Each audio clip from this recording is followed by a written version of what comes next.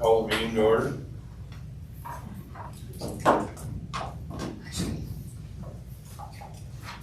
Tom Duster. Here. Scott Holwick. Here. Roger Lang. Here. Renee Davis. Here. Dan Wolford. Here. Ken Houston. Here. Wes Lowry. Here. Kevin Bowden. Here. Hope Bartlett. Here. Chris Huffer. Here. Heather McIntyre is here. And then we have other staff with us, Brian McGill. Here. And Kate Medina. Here. And Becky Doyle. Here. And Councilmember Martin. Yes, here I am. All right. We have a quorum here. Okay, thank you.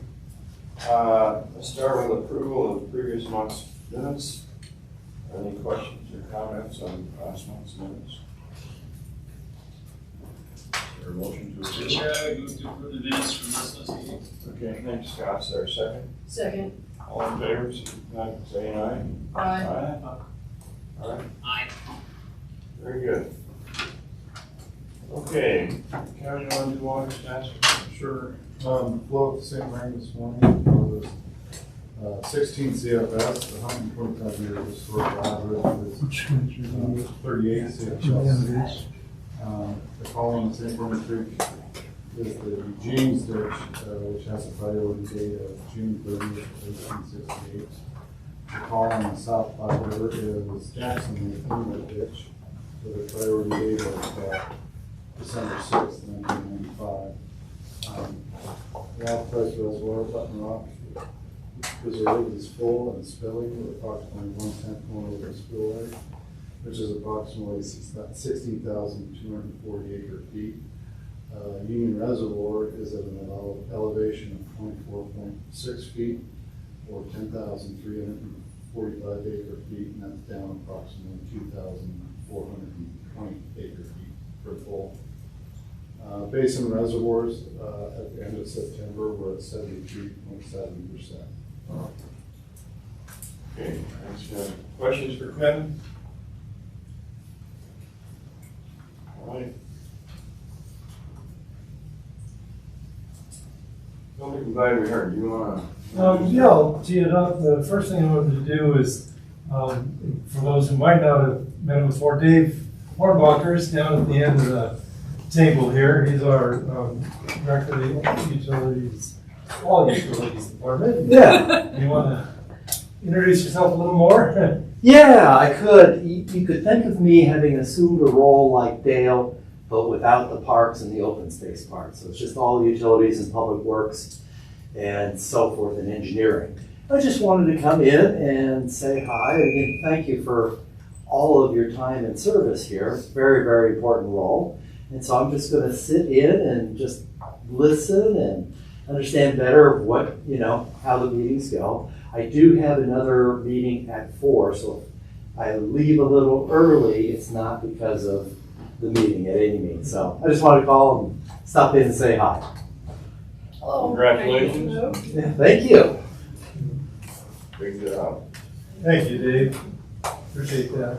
Our special presentation, the board may recall, as we were looking at some of the issues surrounding our cash and lieu last month, a couple questions came up about exactly how we fund the different aspects of our water system. And Becky's Doyle's a strategic integration manager and has some of her folks with her. They are the ones who really kind of help work through all of our financial aspects of the department. And so they're going to give us a presentation on how the different ways we fund. I think that'll help answer a lot of the questions that came up concerning cash and lieu, because cash and lieu really is just part of the overall budgeting system. So we'll turn it over to Brian. Brian's going to give our presentation today and go from there. Okay. Hello, everybody. My name is Brian McGill. I'm the Utility Rate and Analysis Manager with Strategic Integration. And I apologize in advance. We did have a Raven Martin, our rate analyst, originally was going to give this presentation, but she's homesick today. So I'm pinch hitting for her. So it's not going to be as polished as we had hoped it would be, but hopefully I can convey what we're trying to present today. So Did you want to say anything, Becky? Okay. So yeah, as Ken said, we're going to give a presentation on the water utilities finances and an overview of how those are put together. So this first slide is just a fund overview of the different funding sources for the water utility. There are 3 different funds. There's the Water Cash Acquisition Fund, the Water Construction Fund, and then the Water Operating Fund. And so what's inside those bubbles is the revenue sources for the different funds. And then to the far right is what those revenues can actually, what kind of expenditures those revenues can actually cover. So the Water Cash Acquisition Fund, the revenue there is the cash in lieu fee that's paid for by developers. And that fee is just an option for development if they do not have their own water rights that they can bring with them. And that revenue can only be used for expenses associated with increasing the water supply. Then in the Water Construction Fund, that's the revenue generated in that fund is the system development fees, and that's paid for by developers for development and redevelopment within the city. And those fees are to buy into the existing system, the water system that currently exists, and we'll go over the calculation for each of these in just a little bit as well. And then those revenues can only be used for the expansion of the water system. And then the final fund in the water utility is the Water Operating Fund, and that is covered, the revenue there is rates for the most part, and then there's some other miscellaneous type revenues that go in there as well. And then that revenue can be used for all other operating costs. One other note though is the Water Acquisition Fund and the Water Construction Fund. We know that those revenues are not sufficient to cover the entire cost for increasing the water supply and for expanding the water system. So portions of those type of expenses are also built into the the water rates, sorry. Okay, next slide. So I don't know when it's appropriate to ask. Oh, anytime. Yeah, Yep, anytime. If you go back to the previous slide, can you give maybe just like some examples of like increase water supply, expand water system, right? There seems like there could be some overlap there.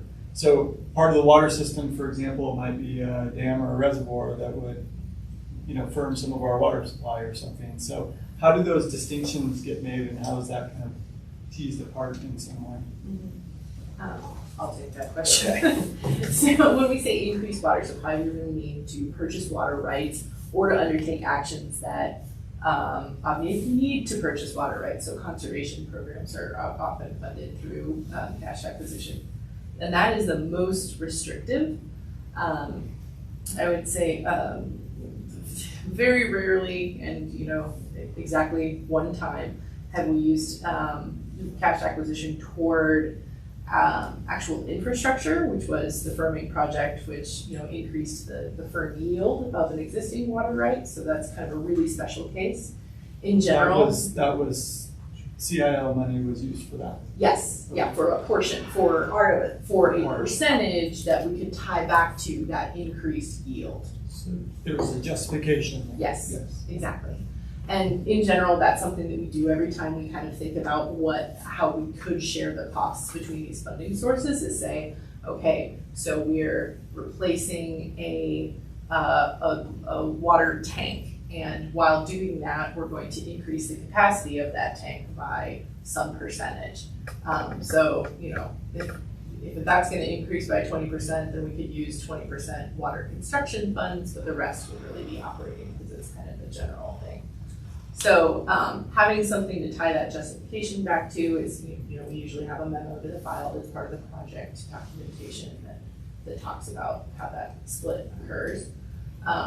Okay, so I just gave you an example of the construction, but it really is, so when we say expand water system, we really mean increase the capacity of the system. So capacity in tanks, treatment capacity, or if we needed to increase the capacity of the larger transmission lines within the city.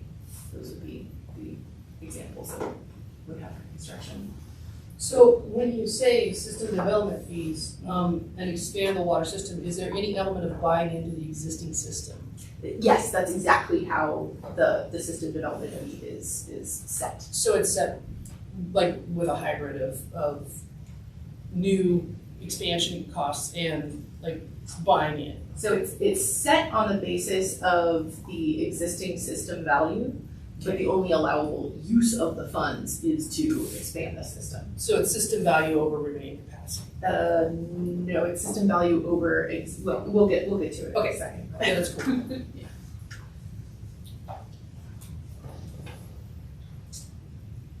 Okay, so now we'll talk about how we set the rates and fees. So really, rate setting process is really a cycle of looking at the plans we have, and then that flows into setting of the rates, which flows into the budget process and the implementation of those plans. And it's really just a cycle of continuing to do that over and over again. And so the business enablement team works with the project managers and engineers to ensure there are funds for plans for projects such as capital improvement projects, but also to cover the operating expenses associated with providing essential water services to the city. And then the rates ensure that sufficient revenue is collected, and each year when we set the budget for the upcoming year, we review the revenue and the cost of providing service to the communities, as well as cost of desired projects, which includes increased costs due to inflation or material costs associated with meeting new state and federal regulations. And then without sufficient budget, projects may not be able to be implemented, and we may need to delay certain projects, such as pipe replacement, which can be costlier in the future, especially if there is a significant event affecting infrastructure.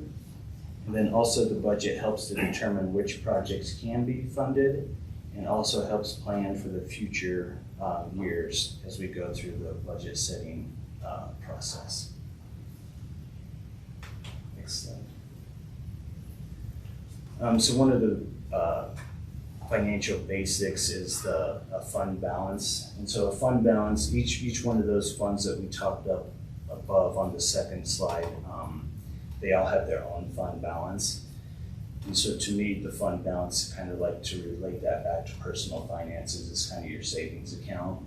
And so the way that's calculated is on any given year, if your revenues are in excess of your expenses, your total expenses, operating capital and debt service, then that would be a contribution to your fund balance.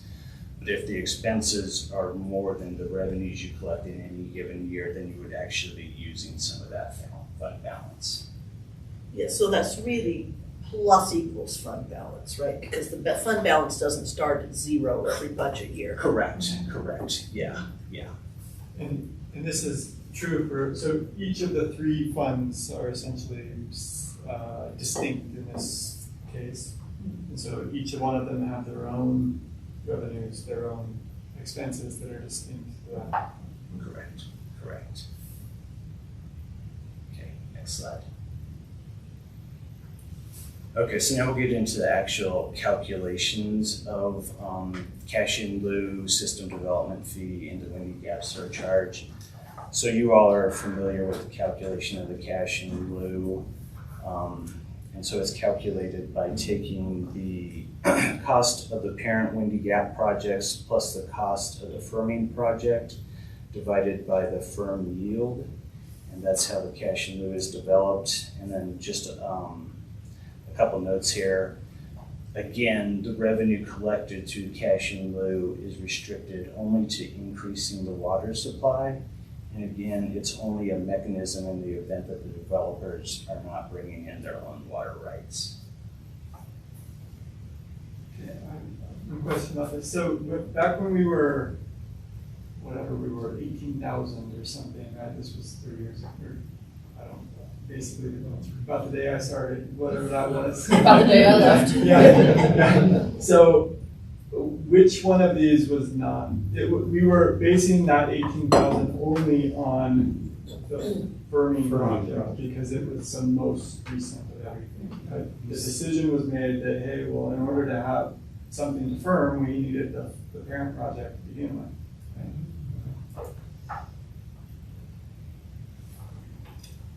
Yep, next slide, please. Yeah, just one more question. This formula is then not statutory, but we can adjust it based on the market, for example. Yes, exactly. Thank you. It's a policy. It's really a policy. Okay, so system development fee, again, these are the fees paid for by the developers as they're either doing new development or redevelopment.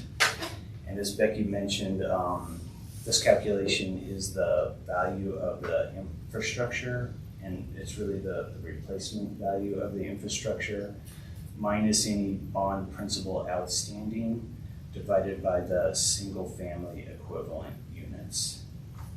And my understanding is the single-family value, the equivalence is the average usage for a single-family household. Just the number of households and Okay. businesses. Okay. And so this revenue again is restricted for the expansion of the water system infrastructure. And the 6,500, this thing varies. What's the 6,500 represent right now for a single family? How big a development are you talking about? I believe that's a single-family home with about a 5,000 square foot lot. So there's a lot size component, which is why this is approximately 6,500. But the kind of the existing sort of indoor use component is about 3,500, and then there's a per square foot charge. Thanks.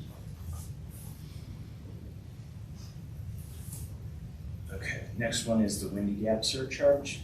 So the calculation for this one is the value of the Windy Gap infrastructure, both parent and firming. Again, minus the bond principal outstanding associated with that project. And then again, divided by the single family equivalent units. And the revenue collected through this surcharge is restricted to paying back that Windy Gap bond.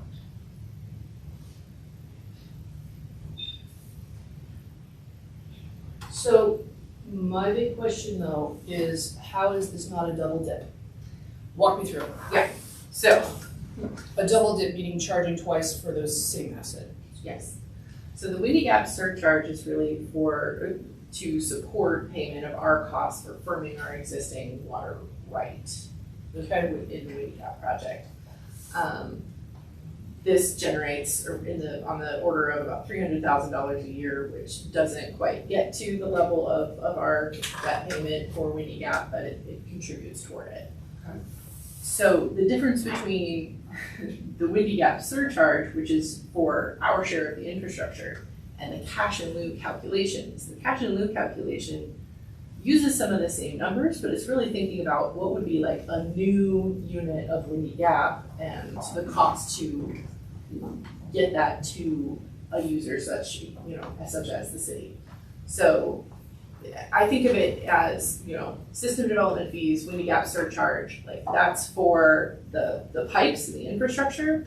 Cash in lieu is for the water that's flowing through them. So it is a little odd that we're using similar costs to get to both of those things, maybe, but it really is for two different things that will make that water useful. So I'm trying to wrap my head around it because I want to get kind of specific. So you're saying that the cash in lieu is for the water rights element Yes. and that portion of the asset. This Windy Gap surcharge is for some hardware infrastructure. Yeah, Gives it. yeah, Okay. for our share of that Thank you. infrastructure, based on what we have today in the water right. Is it not also though, like thinking kind of future versus past? So isn't cash in lieu about going out and obtaining new Yes. supply if we need it? Yes. And this surcharge is about paying off the bond that we've already paid, or for the money that we've already paid to be participants in this project. If I could maybe go one step beyond, it might be easier to think of the cash in lieu is not set up to pay for Windy Gap or any other project. The cash in lieu is to make, so some developers, most developers come in with water, 3 acre feet of water. The cash in lieu is really just to say, okay, everybody else has brought in 3 acre feet, you've only brought in 2 acre feet, so if you don't have water, you can give us cash in lieu of bringing that water. So really, the cash in lieu is only to bring everybody up to the same level playing field at the time of annexation and having of their property. And it is just by happenstance, by policy, we made the policy. So years ago, 20 years ago and earlier, we based cash in lieu on the price of CBT. CBT went up, skyrocketed, so we made a policy decision that we would use the parent of the Windy Gap Firming project. That went along for probably 10 or 15 years, and we decided, well, really, we made a policy decision to use the parent project and the Firming project as a complete water project. That's where the 48,000 comes from.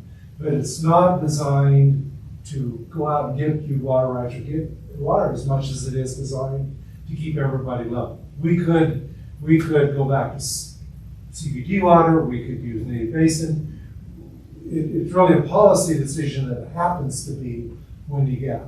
What that does is it brings everybody to the same level playing field, 3 acre feet per acre of land that you annex and develop in Longmont.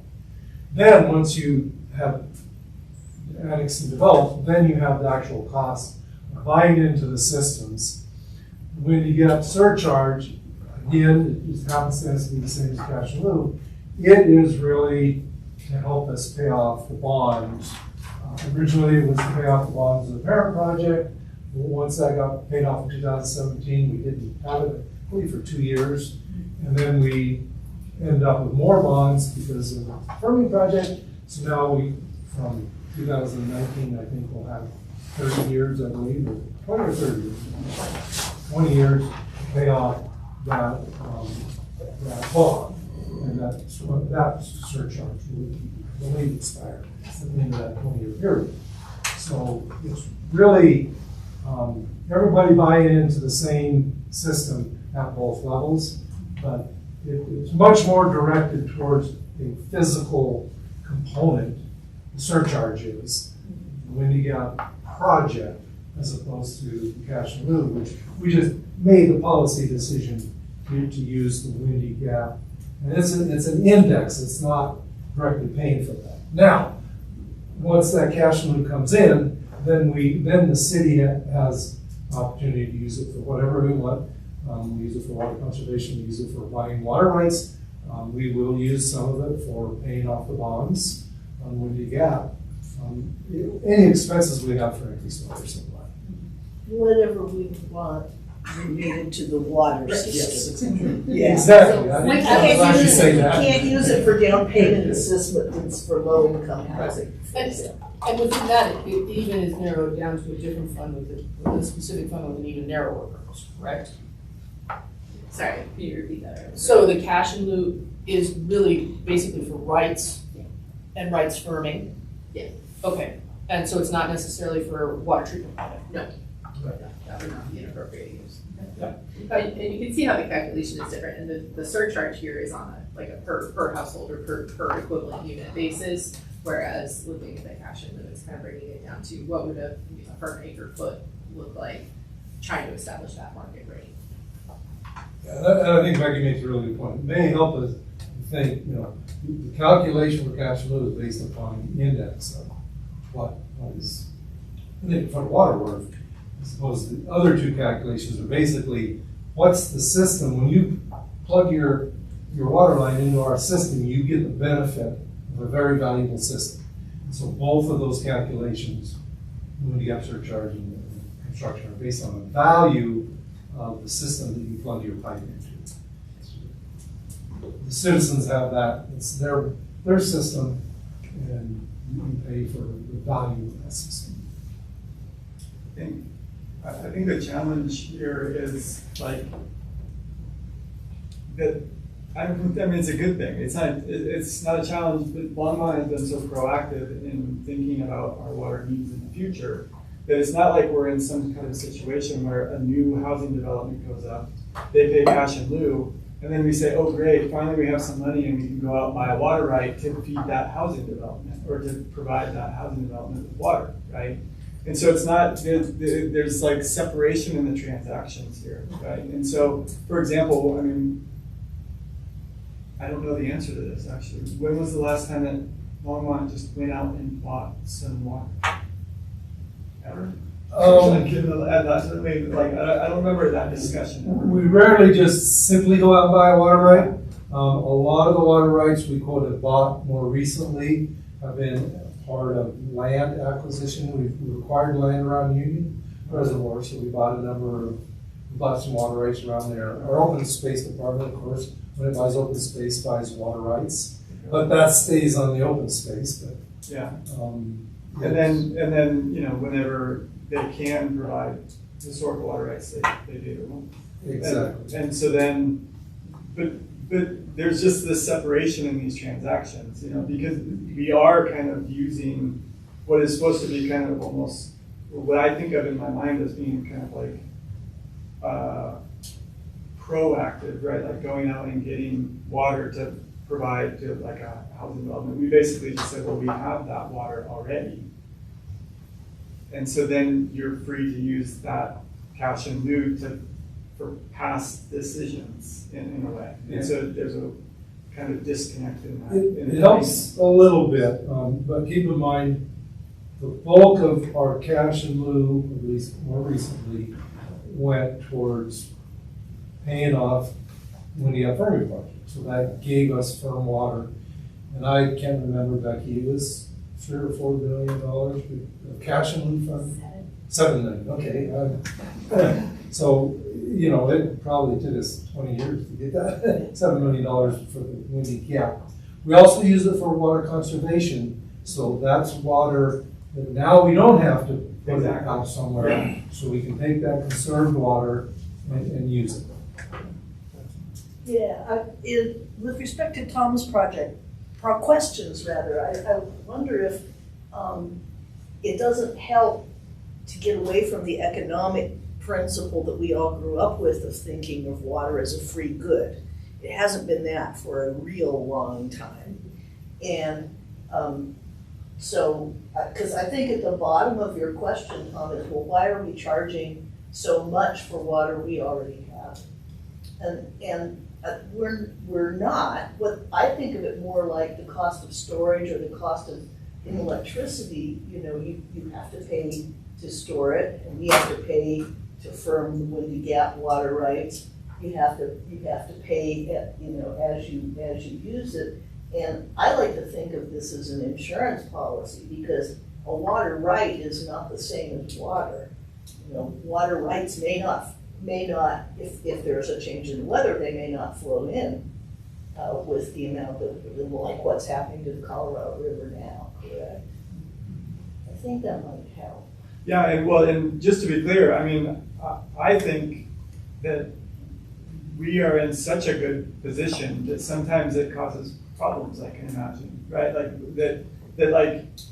that we have been so proactive. I say we, like I took part in this, but essentially, but that you all have been so proactive, that you have done such a great job of securing a future that when we're thinking about like what the future looks like and the ways in which we kind of like program the future or something, that the way that becomes like a difficult thing to kind of describe. If you're not in a crisis all the time, it's hard to decide. It's hard to describe how you're using the money that people are taking in.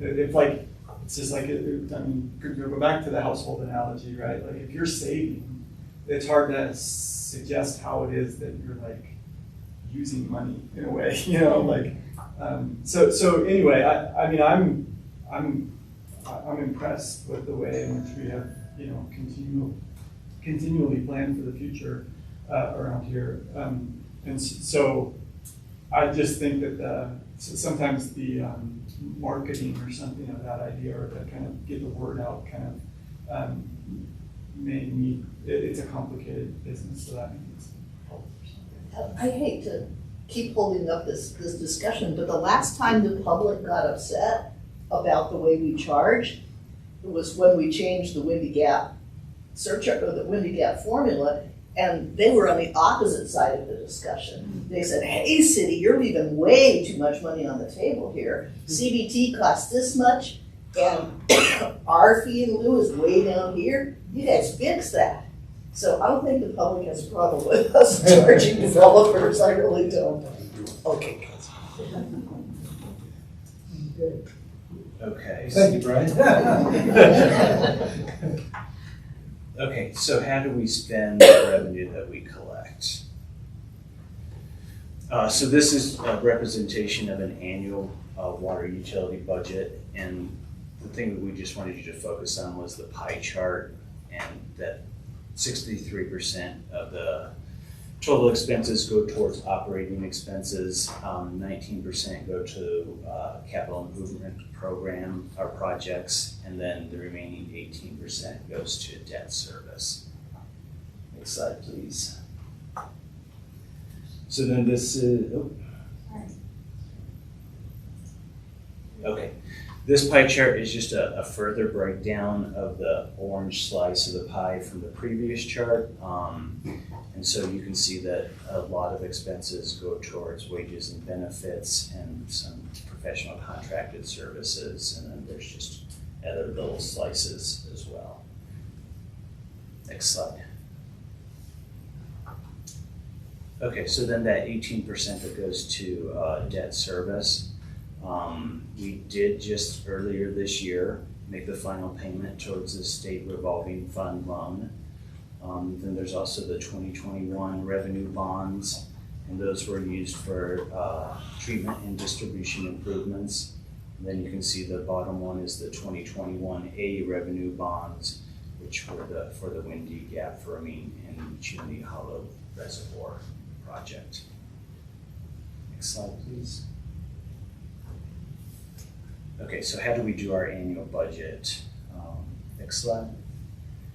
So this is a little flow chart of the actual budget process. We start the process by doing a revenue forecast based on the existing rates and the projected numbers of customers and projected consumption for the year. And then we work with leadership and engineers to develop an operating expense budget and also a capital expenditure budget. And then we look to make sure that the forecasted revenues are sufficient to cover those expenditures. And if we need to, we can go back and adjust operating expenses as need be, or if we notice that the revenue is not sufficient to cover the expenditures, then that's when we would undergo a rate study. Next slide, please. Okay. So these are the main drivers for when we go to do our capital planning. Not only do we look at the projected growth in water demands, but there's other things that go into those plans as well. Making sure that we can meet regulatory requirements, make sure that we have funds to take advantage of technological and innovation advances. And then another big piece of it is just looking at the aging infrastructure and making sure we're able to replace that in a timely manner. Next slide, please. Okay, so these are the, as we're working with the project managers and engineers, we create a prioritization matrix. And these are some of the factors that go into that prioritization matrix.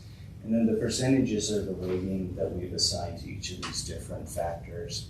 And those factors are asset condition, whether or not we are able to meet regulatory requirements, also trying to reduce risk, and also meet the future capacity needs. And so then we look at this list,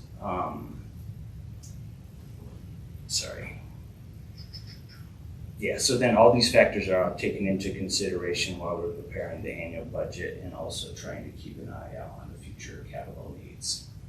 Next slide, please. So this is just a visual representation of the various assets and also the forecast or replacement costs based on the current condition and life expectancy. Next slide, please. Whoa.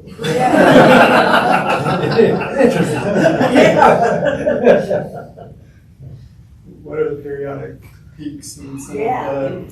of the, presumably those are planning horizon events or something? Yeah, so the really large spikes you see there are higher intensity capital projects. I believe the pink ones are treatment and the blue ones are water supply. So that big blue thing that we had kind of in that 2020 region, that is our investment in the Windy Gap firming project. And then we assume that there's about a 50-year life before we may have to make another significant investment in renewing the reservoir. So kind of similarly, those spiky pink things are really about kind of the renewal of treatment assets according to their age, whereas most of the other kind of smaller things, and in particular that wavy blue piece there is really the distribution line and all the age of different pipes coming out according to the pipe type. Yeah, send us all that. Yeah, no, it's too much fun to not take a picture of it, right? And also that we're updating this continually. I mean, this is a snapshot of, I don't know when we did this last month, but It may have been a couple years since. but we're continually moving and readjusting based upon current information. Yeah. Expected. Our biggest one obviously is the water treatment plant. Which is that pink one there around 2030? Yeah, and we'll also have a pretty significant investment, probably a little sooner than that, that's not reflected Yeah. You're there. not gonna get it done in 1 year. No, No. And the big orange storage spikes, which aren't as tall, but they're still significant, are those like tanks or are they like reservoir work? tanks, so reservoirs fall under the supply, the dark blue.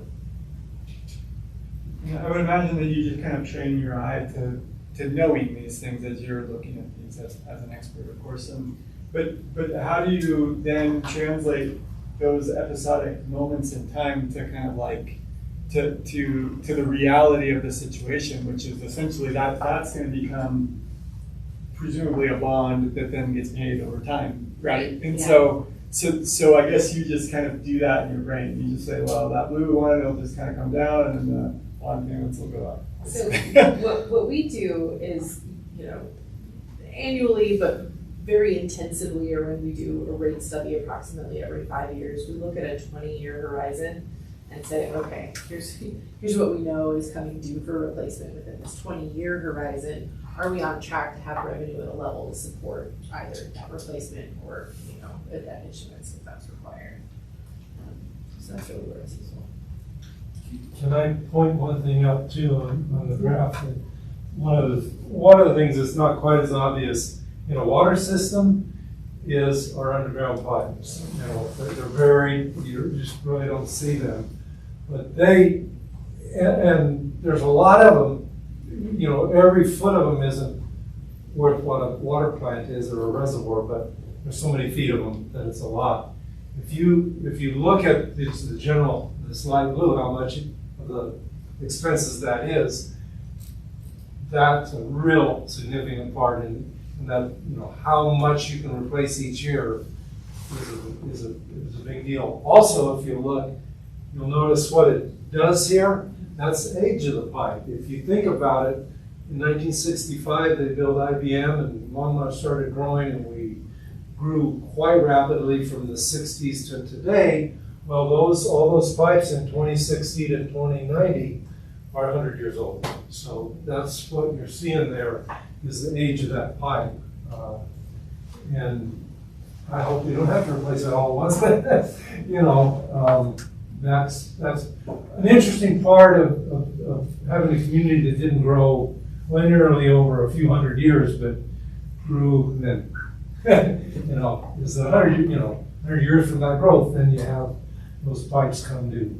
That's I think, for me, that was a little interesting. Yeah. And that dotted line there about the annual cost of sustainable ownership, that's really just taking an average of, you know, what should we be investing in the system just to manage the assets that exist today. We're not quite there yet. We're getting there. Say that again. I didn't hear you. Oh, sorry. So annual cost of sustainable ownership Yeah. is really just sort of an average of what do we need to be spending over that whole time period in order to maintain existing assets.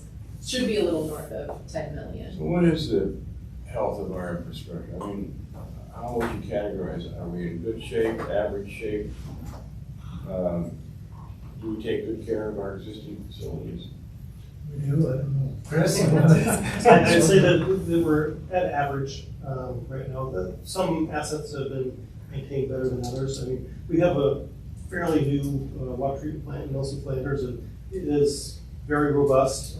They spent money over the last few years building the resiliency and redundancy in it. So the water plant is in very good shape. Obviously, our reservoirs and some of our raw water infrastructure, we've been spending money on that as well. I think they're in very good shape. Historically, and maybe it's kind of shown in that graph there too, we have not put as much time, money, and effort into our distribution system. So it is not failing by any means, but it is coming due.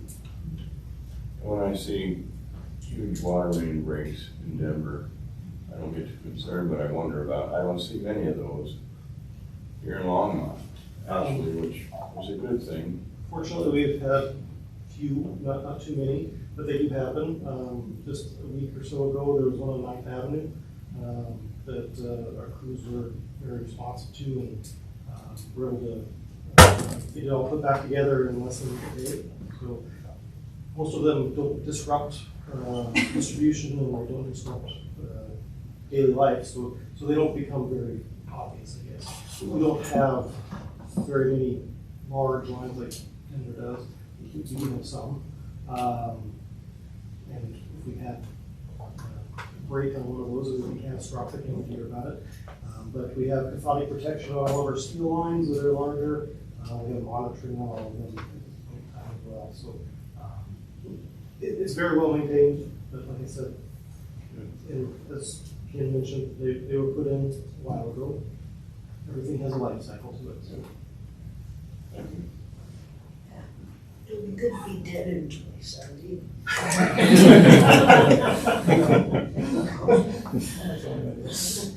I trust staff and the city will address all of those well before 2070. So 2070 will be a great year.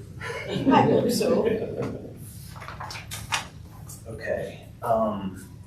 These are just some key financial metrics that we also take into consideration as going through the budget process.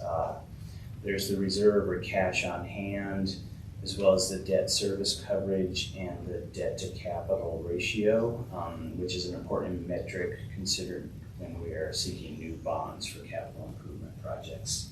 Is it really going up, or is that just a picture? AI just picked up. Okay, next slide. Cash reserve policy. So a cash reserve policy is important to have in place because revenue for the water utility can vary from year to year based on if it's a wet or dry year. So in the wetter years, obviously the revenue's down because people aren't watering as much. However, the real cost can stay very constant from year to year because we still have to operate the system as usual. Some of the costs do fluctuate based on how much is used, but for the most part, that expense stays level from year to year as opposed to the revenue, which can fluctuate. And so having that healthy, that reserve policy then allows you to dip down into that fund balance in those years where you have less revenue. And it just helps to ensure the health of the water utility through those highs and lows. Next slide, please. Okay, so then we're going to end the presentation again by just giving that fund overview of the three funds, what those revenues are that go into each of those funds, and then the restricted expenditure types for those three different funds as well. This is just a repeat of the first slide, just in a little different format. think that wraps up our presentation. Questions? I do have a question. So for the system, I'm gonna call it system development charges, but you call it system development fee. You're gonna have assets in there, right? And that's where your other water rights assets are? No, I don't believe that there are water rights assets in that calculation at all. Because we the city own more assets than Simple and Windy Gap. Correct, yeah, and all of that is removed from that because the cost, well, first of all, our water rights are the single biggest asset that the city owns, full stop. Yeah. And everybody's contribution to that, to our water rights portfolio is covered by the raw water requirement. So either providing that historic water, other water rights that we accept, or paying cash in lieu. So we don't charge again for the water rights because it all comes in that raw water requirement. And the city is looking for ways to incentivize behavior from residents, from developers, from industry, all of that. Oh, the first thing we go to is the connect fees of various sorts for various utilities, and water is right up there in the front of the line. How do we do the calculation where we decide whether a fee waiver, which is a terribly valuable thing, is going to be too expensive for operational costs if we offer it? And how do we project the uptake rate on it? Because, you know, it might be a little expense or it might be a big expense depending on how many waivers we end up giving. This is a great question and relevant. So as we've been thinking about fee waivers, so Jimmy on Brian's team has been doing some projections on what we think, based on our goals for affordable and attainable housing units, how many units that we think are going to come in at that level, and sort of doing some stress testing. Like, okay, if everybody comes in at an attainable level, and we have zero revenue from system development fees. Well, I mean, but we have to. Yeah, I know. we have to set the kind of the bumpers on it, right? And Brian talked a little bit about how neither the cash in lieu nor the system development fees can fully fund at either of those sort of permissible areas. So we're always going to sort of depend on rates to make up the difference. In this case, they're just taking up additional slack, and that additional funding will be reflected in future rate studies. Depending on the number of fee waivers, will depend on what that additional rate increase has to be to support them. And so in some ways, this is borrowing from the public. The ratepayers underwrite any shortage in system development charges. So That's something that's been bothering me for a while. yeah, it bothers me as well. So that's always true. When we hear about a waiver, it comes from increases in rates. That there's not like some magical money pond out there that we take from or something else. No, the whole concept of the enterprise, right? And having that utility we're only charging what it costs to provide the service, so we don't have extra. That was the next question. So there's I had. there's no profit that it digs into. Well, I guess that's what I mean though, is like there's no slight padding to build up a fund that perhaps, I mean, obviously we just talked about the 3 funds and it wasn't included in one of these, right? But like, there's not some small amount of padding that goes into building up some small amount of additional pool of money that then some of that comes from. So there are the cash reserves that Brian talked about, and we have some really specific reserve policies that dictate what we keep in that fund. It's a policy decision also about, if we were to maybe require higher reserves, for that purpose, as well as, kind of the existing uses. Becky, I will say that at one point in time, community housing was I'd say they were backfilling it with CDBG funding, right? That Or affordable housing fund. Or affordable housing fund. But I don't know that all those monies are available any longer. So, yeah, any offset of any of these fees are directly related to the utility itself. Future rates.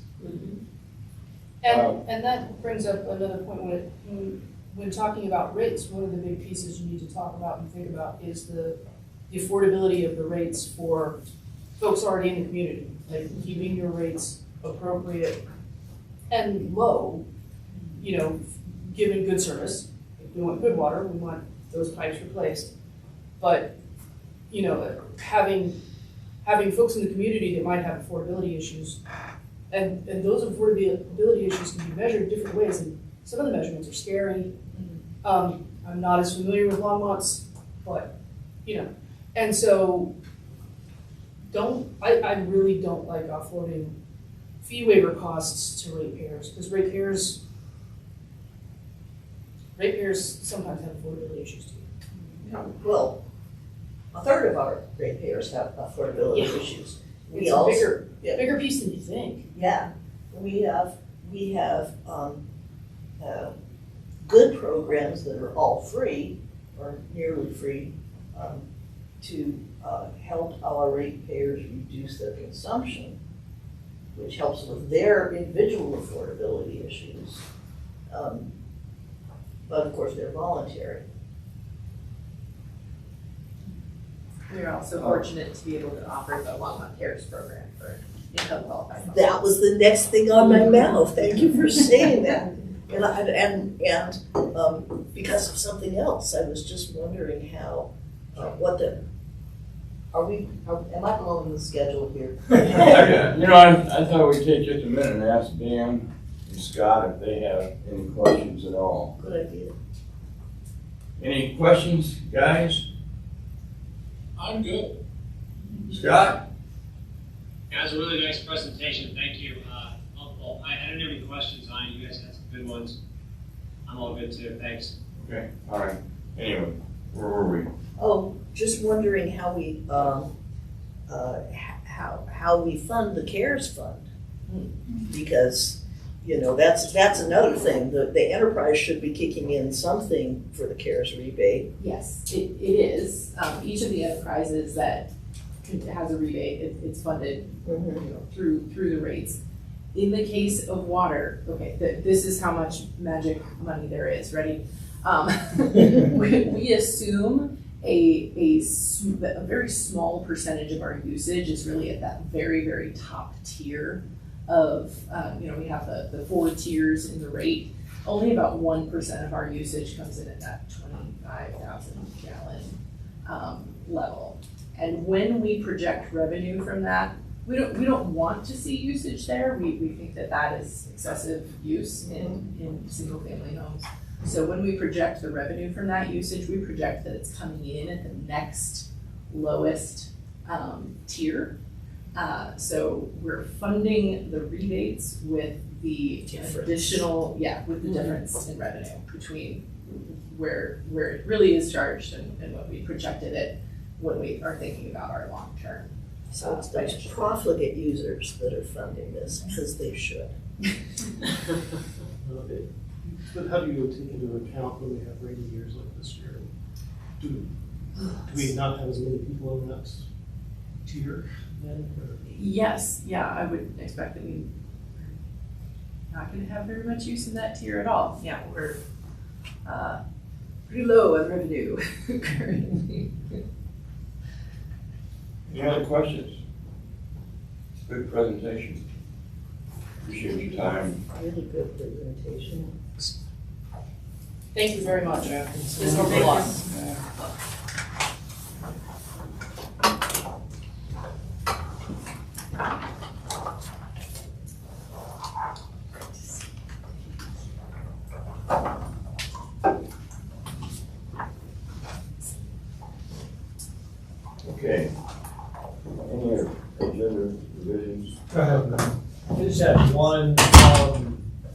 we included in your packet, we included the legislative principles, and we didn't get the most updated, and that's on me. The difference, I can point out the two differences. It was from, in that very first guiding water principle, now it just speaks to support policies. These are changes that you all recommended last year. It used to say support water policies, and it was asked to make it just policies, so we strike water. And then the other one was in item number 5. We added the word environmental, and that was at your guys' direction. So this reflects those two that didn't get in the one we. So those are the two changes we have for you now. Okay, let's see the development activity. So what the board has in front of them is 5 different items, one of which requires an action. I'll go through that one first. The first one is the village at Spring Valley final plat. It's a 3.27 acre parcel up along 66 and Sundance Drive. It's part of some land that was annexed back in 1995. All the historic water rights were transferred at the time of annexation. After that application, it had a 0.55 acre foot. I'm going to have to leave now for my next meeting, but it was a pleasure just meeting you briefly today, and great presentation and amazing questions. So thank you. I'll be back at some of the other meetings too. Good. Yes.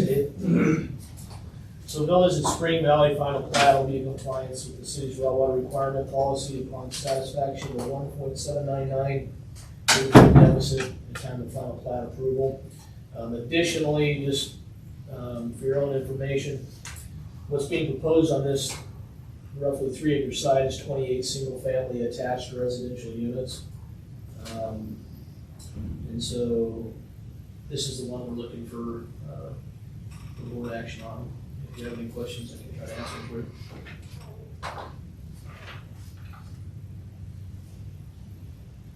That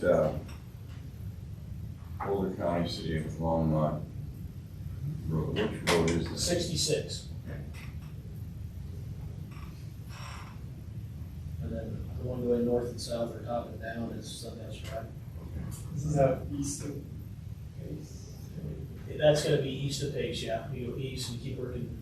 It's the next street that connects to 66 is Sundance Drive. It's kind of where, to the left of that box, that golf course's maintenance facility. So just looking for recommendation on that, and then I'll go to the others. Any questions? Anybody want to make a motion?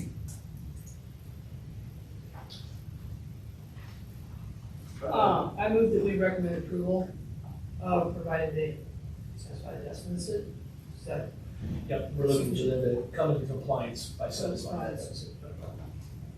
I'll second. All right.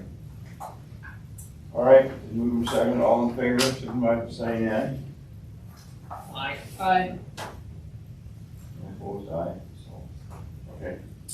All right, the next 4 are just for informational purposes, but the policy does require a board to look at these, and that the first one of which was Horizon Park Shopping Center replat G. Generally speaking, it's up by Murdoch's and the old Kmart up north on 66. It's in compliance. What's being proposed is the subdivision, replatting of 7 new parcels. I do not know what's going to go into those, but you might think of maybe the parking lot being carved into some extra additional spots. I would think probably it's realistic to think that there might be some kind of business that would go into those new lots. So that's that one. The next one is Wallace Edition 5th filing, replat A. So it's going to be on the south side of Pike Road, west of Highway 287. Again, it's in compliance, and what's being proposed there is 5 new single-family homes with mixed use. So it's a combination of residential, retail, and commercial. So it's taking land that was already platted and just subdividing it into 5 more lots. Is this development full now? Walls It's gotta be very close. There might be some enclave, I'm not exactly sure, a little piece that's still, but I think but all it's their, not big chunks. absolutely. There's a couple vacant lots. But that's, if you're counting the apartment building that's right next to this. Yeah, so they're, at any time, they could re-subdivide it, and that's what you're gonna see, most likely is replatting, where they took a larger lot and subdivided it into maybe smaller lots or something like that. The next one is Mountain Crest subdivision replat A. It's generally located east of Patil Road and south of Maxwell Avenue. That was part of the conveyance plat back in 1999. What they're looking to do there is 13 single-family detached residential units. So in there, you'll have 13 lots on about 2 acres. And they're in compliance right now. And the last one is Connor subdivision replat C. It's kind of down by 2nd and Martin Street. This particular one actually annexed, includes 2 annexations, both of which were prior to the formation of the Longmont Water Board, so that's why it's in compliance now. They're looking to do 4 apartments, 2 to 4 stories, including about 200 units within those 4 apartments, so that's what's being proposed there. How many units? There's 4 apartments that would include a total of about 200 apartment units. Okay, so we're total About 50 of, about 50 per 50, yeah. building, okay. Yep. So all those 4 that I just spoke of were in compliance, but just wanted to give that to you guys so you knew what was kind of going in. That's all I have for Any development. questions for Wes? All right. Thanks, Wes.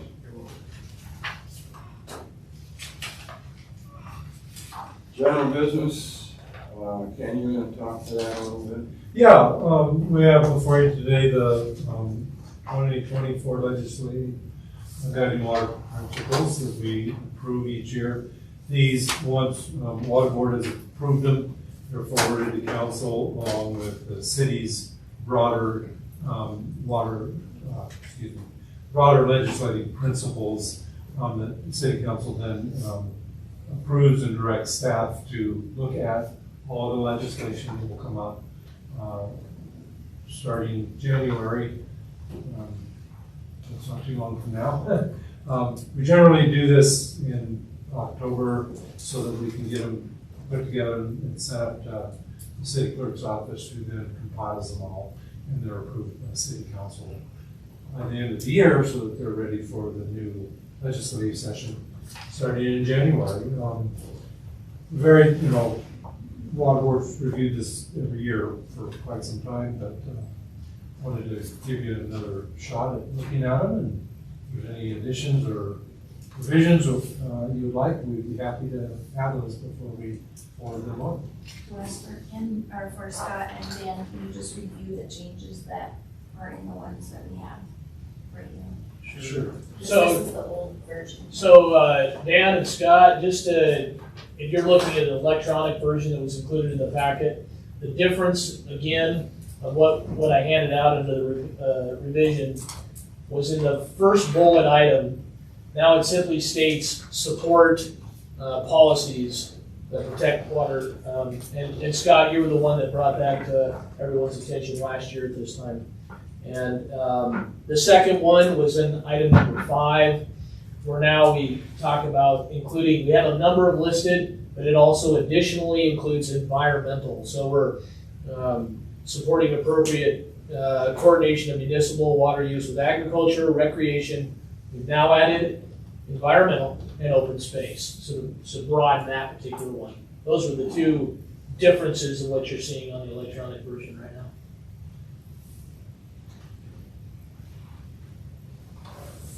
So I think what we're looking for is to see if there's anything else that you would like us to add, or if you're in support of what we've got in front of you, and then looking for a water board recommendation on these. Questions for Wes at all? I mean, know that this is a topic that needs to be resolved today. But I mean, at the very top, it expressly indicates that there's no priority or rank importance given to these. Of course, you know, the legislative world is all about priority, right? I mean, there's limited, if we had unlimited budgets, of course we wouldn't have to prioritize anything, but we have limitations. And so I'm curious, just from a long-term perspective, whether there is any interest in thinking about kind of priority or importance. Of course, that's just, I mean, now all of a sudden we've become, I don't know, as divided or something as a legislative body might be or something. And so, this certainly is sufficient to me, of course, but I'm just curious about whether there would be any benefit in attempting to rank, for lack of a better word, these types of priorities.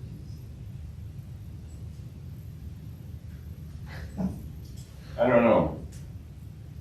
I think you start ranking and,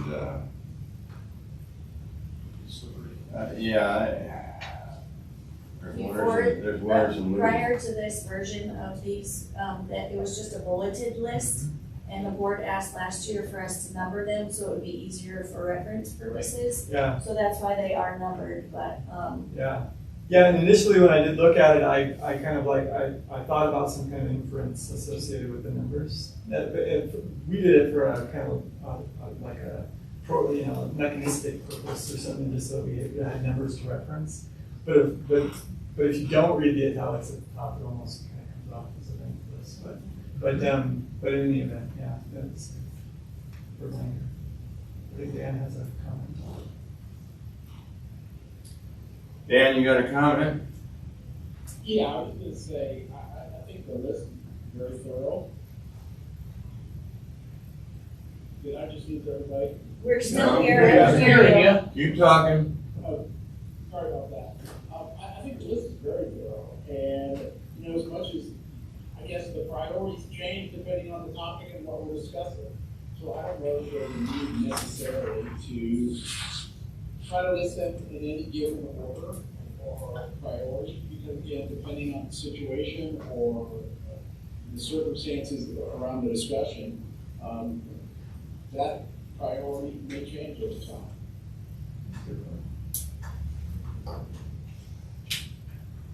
Marcia, you were gonna say something? I was asking permission to say something. Well, you can go right ahead and start talking, Marcia. We're all waiting. Okay, I'm 21. I observed that, pre-pandemic, we had the climate emergency task force, stuff like that, citizens groups actually tried to recommend policies, which this board properly rejected in those cases, in my mind, that would try to create policies that stood in the way of our ability to develop municipal water sources. Now I think the political climate has changed enough that post-pandemic, we're probably not going to get any citizen initiatives to do that for a while. But I would wonder if there are times when the board itself, in order to adopt humane policies, might want to do that. So, for example, if we had a massive West Slope water crisis, would the board say we're taking more than our share? Because that was the presumption that the environmental faction had back in 2018 and 2019. Wasn't really true, but could be true. If the predicted drought from the environmental models ever comes along, worse than the one that we historically have been in. So, do we need to think about that wording? Do do we need to somehow give the board and the city a pass to, what am I so trying to say, not be grabby, you know? Consider not only the welfare of this municipality, but also the general welfare of the state. I'm asking. I mean, there are a few in here that kind of cover that type of thing, I mean, that we could point to if that was an interest. I mean, so 18, for example, future water supply solutions must benefit both the area of origin and the area of use. So presuming that West Slope water is coming, eastward.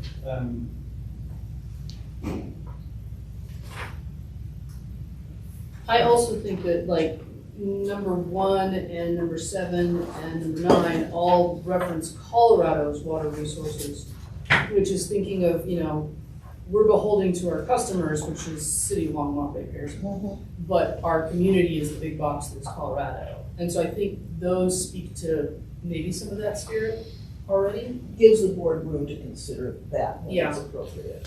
Consider bigger Colorado issues and, Colorado's place in the Colorado River.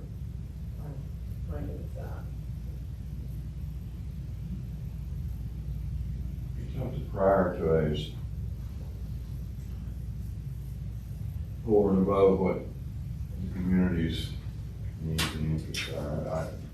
I'm not saying that we shouldn't look beyond ourselves. Well, certainly, so far, the community has cooperated with our efforts to make the behavior improvement plan. So, it hasn't come up. Well, Tom, back to your comments. I'm kind of comfortable with the way it's laid out. I hear what you're saying. And I think it's when the legislature cranks up, probably at that time, if there's some particular issues that come back at us, that would be the time to hone in on it. But I'm comfortable with the way it's laid out. I'm not saying I don't want to listen to your comments, but I'm. No, it was more so just a topic for consideration. I don't know necessarily what my thoughts would be on the subject, to be honest. The risk that, I like these, kind of guiding principles. The problem that I always have with them is that you just stack so many on top of each other that suddenly they become less meaningful because it says everything. It says we want to provide everyone with everything and not everybody should be happy, right? And the danger in that then is that it also says nothing, right? And so I don't know that we're at that point, but I'm sure that somebody for any issue could find one of these principles that would cover them for any account, right? And so then then we become beholden to the interpreter of the principles, So that was my only concern. Again, I'm not necessarily advocating in one direction or another. Hey Heather, it's Scott, and I didn't want to interrupt the flow. I've got to check off here. I've got to jump on a different call in 2 minutes. I didn't have any specific concerns. We looked at these pretty hard last year, and I acknowledge the conversation that's gone on, and there's some good thoughts in there, but I wasn't necessarily favorable to seeking to modify these at this particular time. Okay, Scott. Any other comments? I think where we'll leave it is we're okay with the modifications you made, and we'll move forward with agreeing with these principles. You need It would be to helpful if someone would make a motion to that regard. So I'll motion to adopt the 2024 legislative year guiding water principles in the City of Longmont as written in the new amended version. Okay, is there a second? I'll second. All right, Moving second, all in favor, signify by saying aye. Uh, All right. Very good. Okay. Items from staff. Wes? Yeah, so, coming, off of the presentation, just, we recognize that the next quarterly review is scheduled for December, but from the review last month, kind of following the board's direction, we have started having conversations with other departments within the city of Longmont, the Public Works and Engineering team and planning team and the communications team to try to figure out the best way we're going to be able to inform stakeholders, both internal and external customers, of future changes. And so we're working through that right now. We have each one of those departments bring their own perspective and their own talent, so it's good. It's good. It's been some good initial communication. So I wanted to put that out there that we are working on that aspect of it.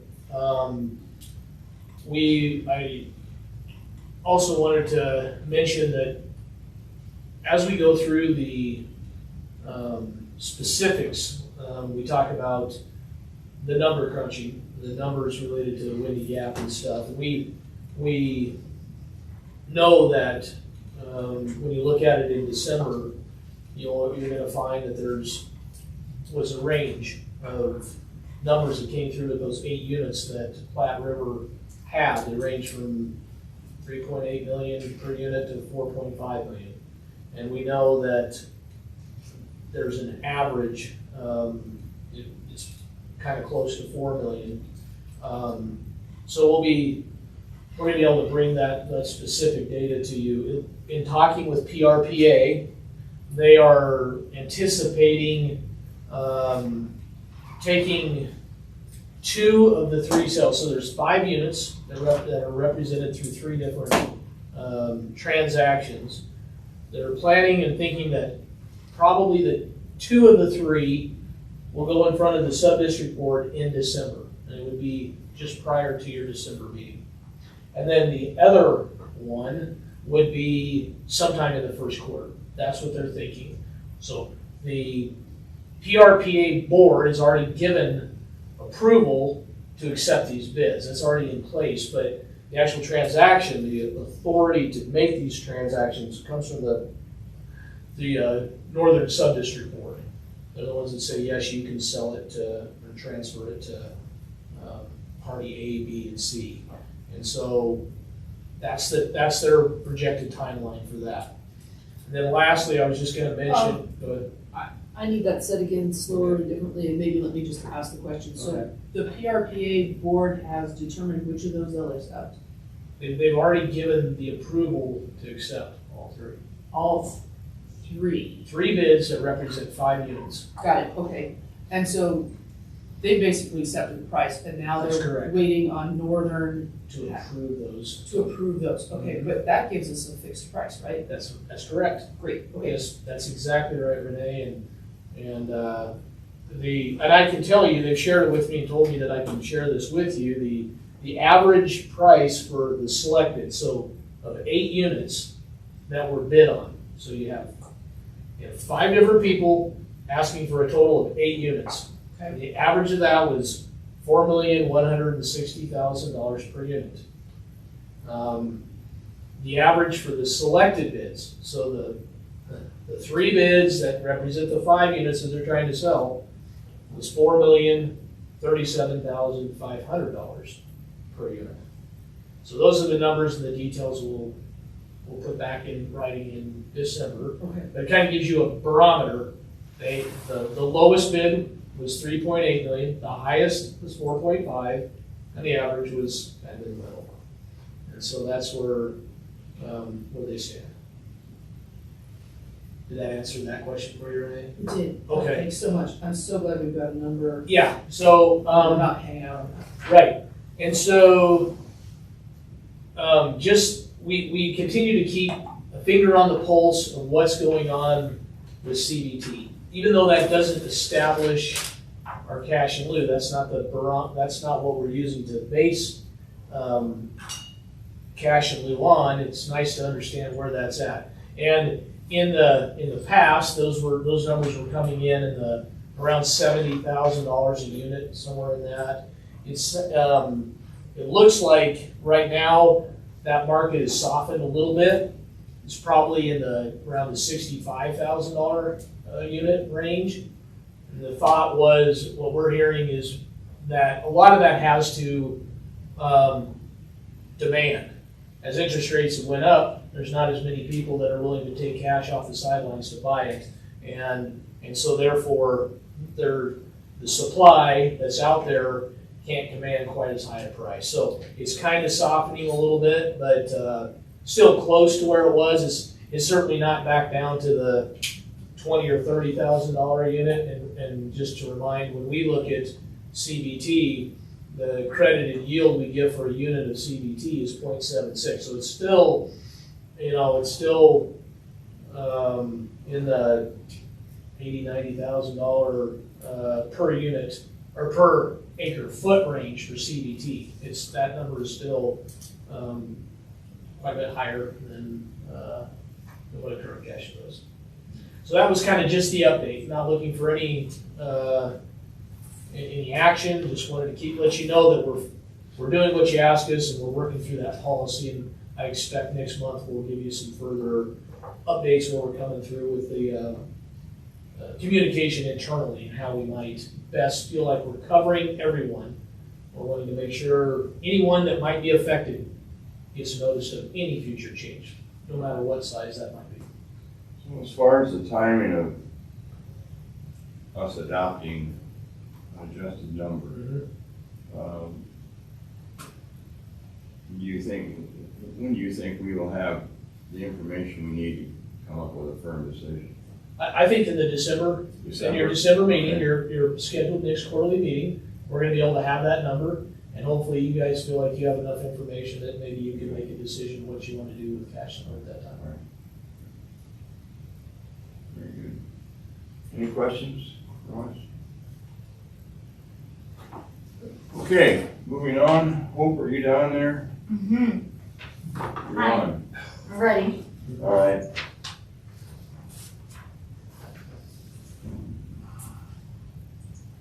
All right, so since the last time we met, we did our Kensington Park Grass to Garden project.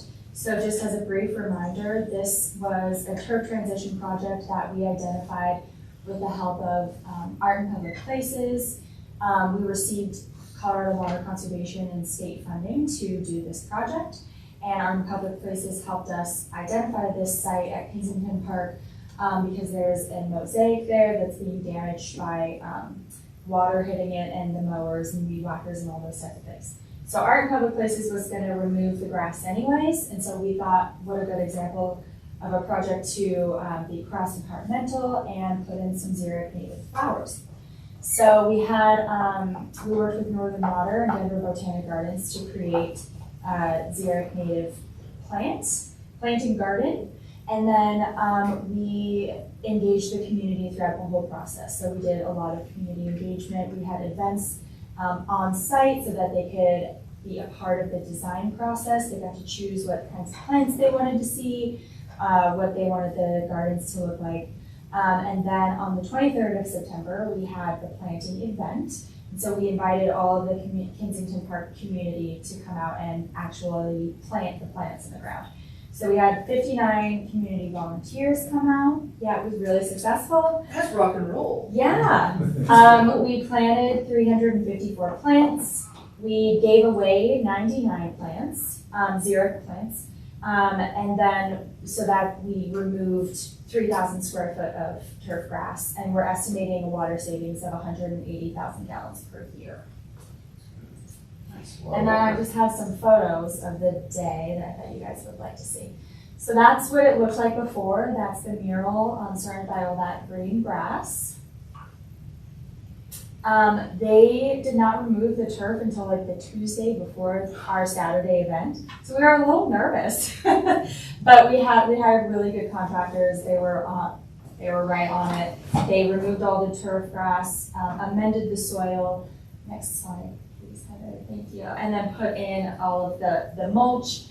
We used pea gravel, what we call in the industry squeegee, which is the best management practice for xeric plants, as well as an ADA path so that folks in wheelchairs can get up to the mural and all around in the garden. So lots of community members, lots of kids, huge families, and then, yeah, you could just scroll through that, thank you.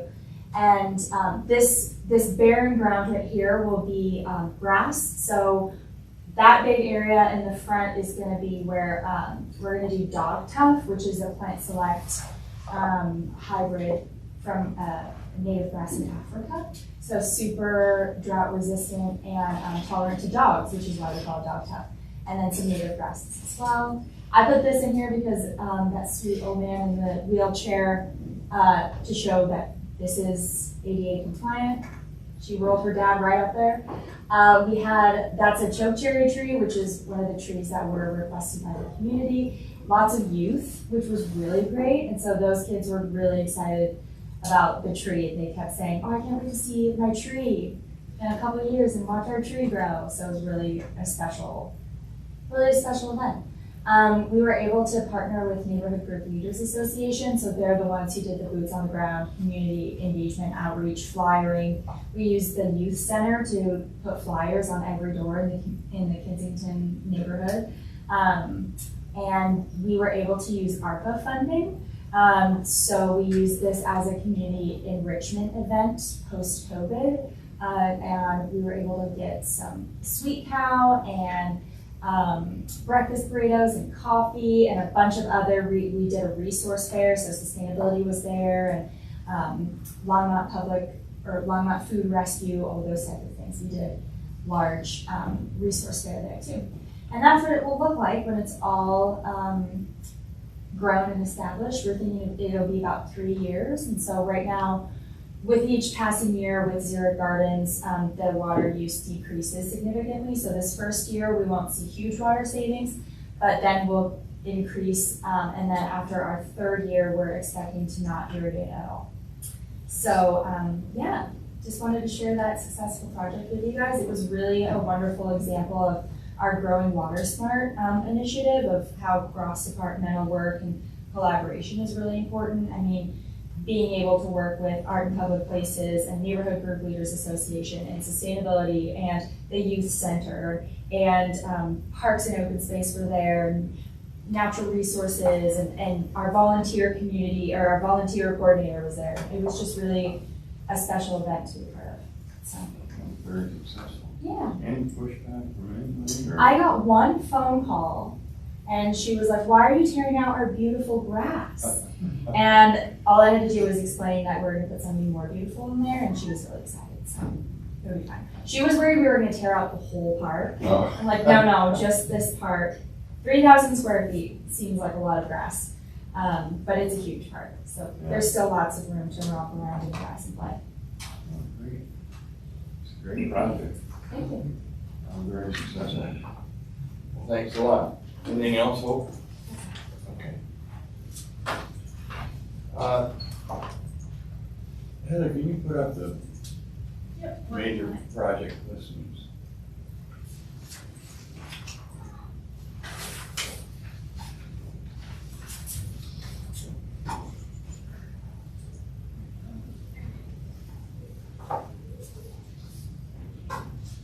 Anybody have any comments on the way this is laid out?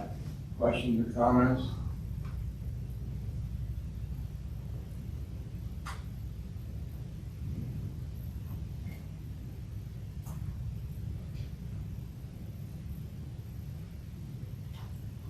All right. Shannon, any comments on it? No. All right.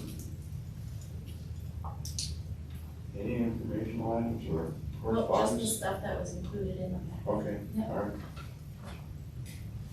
Items tentatively scheduled for future meetings. Is there anything else that we need to bring forward? Anything else for the good of the cause? Capital and Jordan.